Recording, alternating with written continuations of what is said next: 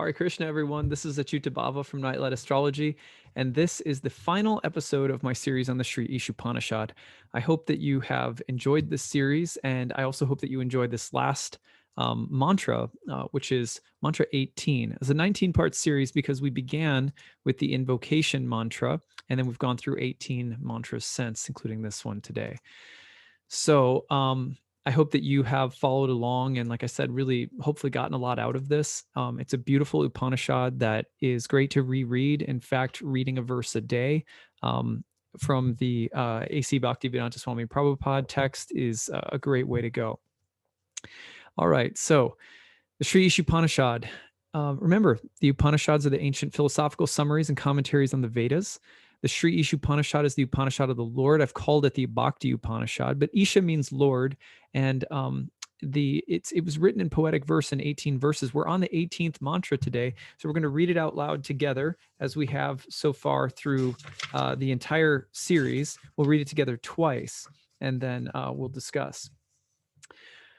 O my Lord, powerful as the fire, omnipotent one, now I do offer you all obeisances falling at your feet on the ground. O my Lord, please lead me on the right path to reach you.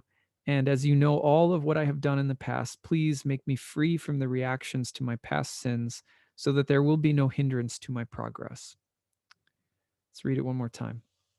O Lord, O my Lord, powerful as the fire, omnipotent one, now I do offer you all obeisances, falling at your feet on the ground.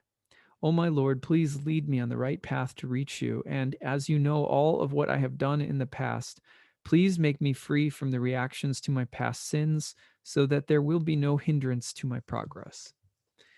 Beautiful final verse of the Sri Isopanishad. A.C. Bhaktivedanta Swami Prabhupada says this in his purport. He says, this surrendering process and praying for the causeless mercy of the Lord leads the devotee progressively on the path of complete self-realization. The Lord is addressed as the fire because he can burn anything into ashes, including the sins of the surrendered soul. Now, at the end of the day, what we're doing in bhakti is gradually surrendering our lives, our hearts, and our souls to God. We do this through all of the practices of bhakti yoga, which we've discussed throughout this series, including hearing about God, chanting or talking about God, singing to God, praising, worshiping God, offering our food to God, having sacred music and sacred sound, mantra, communing and being friends with people who are devoting their lives to God. That in these practices, we commune with the spirit, the indwelling Paramatma that lives in the heart. And as we do so, our actions and intentions in the world become purified. Our lives become purified. Generally speaking, our karma does improve as a byproduct. But regardless, we come into a space where we share in the same attributes of God. We start to realize our soul is part of the soul of God, and we delight in those elements of our true self that we start to discover in this process. And in bhakti, if our actions and intentions aren't centered on God, even if they are good or they appear good on the surface, if they aren't rooted in love of God or devotion to God, we end up getting the opposite thing that we intend for. And the goal is to progressively surrender to God through practice, which then purifies our desires, intentions, and actions in the world. Right now, something that I struggle with is that I see a lot of good in the world in terms of the desires that people have for a more relatively utopian world where things are equal, or equality is more of the reality. But the truth is that I also deeply suspect that that's not possible unless God-centered lifestyle is at the center of that movement. And so I don't see any amount of social, civic, cultural progress as lasting.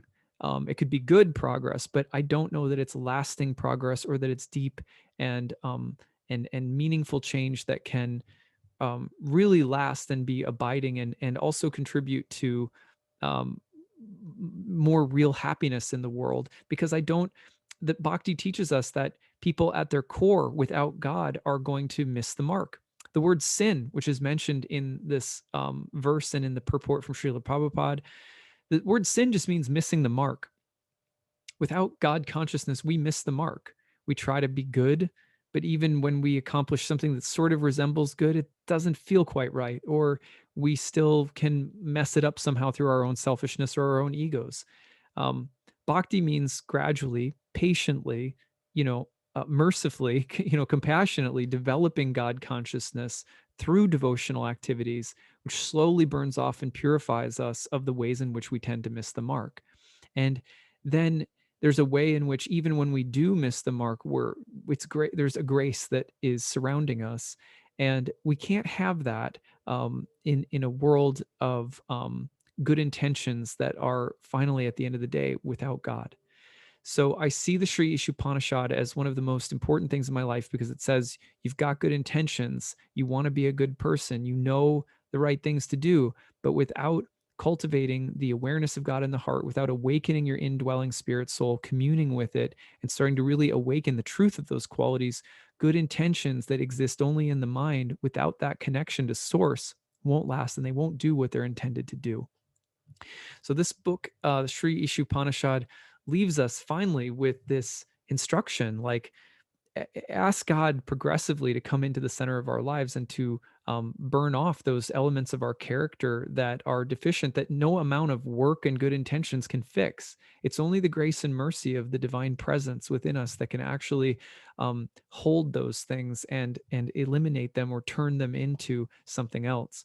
So that alchemy in bhakti, again, it happens through grace, but we also position ourselves to receive that grace through the mantra.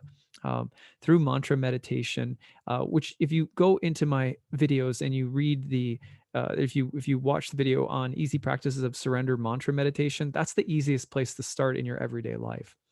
But even listening to this series, if you've made it all the way through, this isn't a bhakti activity. You're just taking in the sound vibration of bhakti philosophy, and that is itself a contemplation on the nature of God that starts cultivating that inwardly.